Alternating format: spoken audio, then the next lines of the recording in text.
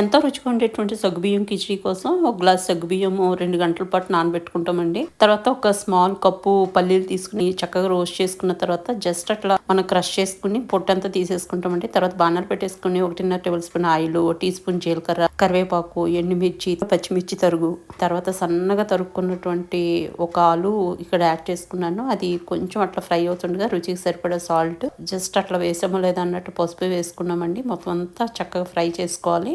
మంచిగా ఫ్రై అయిపోయింది. ఇప్పుడు మనం ఏదైతే 2 గంటల నుంచి నానబెట్టుకుని వాటర్ అంతా డ్రైన్ చేసుకున్నటువంటి సగ్గుబియ్యం వేసేసుకుని మంచిగా దాన్ని ఫ్రై అవనివ్వాలండి. మనకి ఇప్పుడు వైట్ కలర్ లో కనిపిస్తుంది కదండి, తర్వాత ట్రాన్స్పరెంట్ కలర్ లాగా వచ్చేస్తుంది అనమాట. ఇప్పుడు కొంచెం కొత్తిమీర వేసుకుని మొత్తం అంతా మిక్స్ చేసుకుని ఒక 5 నిమిషాల పాటు ఫ్రై అవనిస్తాము. ఇప్పుడు కొంచెం కరివేపాకు, మనం ఆల్రెడీ క్రష్ చేసుకున్నటువంటి పల్లీలు వేసేసుకుని మొత్తం అంతా మిక్స్ చేసేసుకుంటాము. ఈ లోపు ఒక లెమన్ జ్యూస్ తీసుకుని పెట్టుకుంటామండి. ఇప్పుడు ఇంకొంచెం కొత్తిమీర యాడ్ చేసుకుంటాము. అదేవిధంగా మనం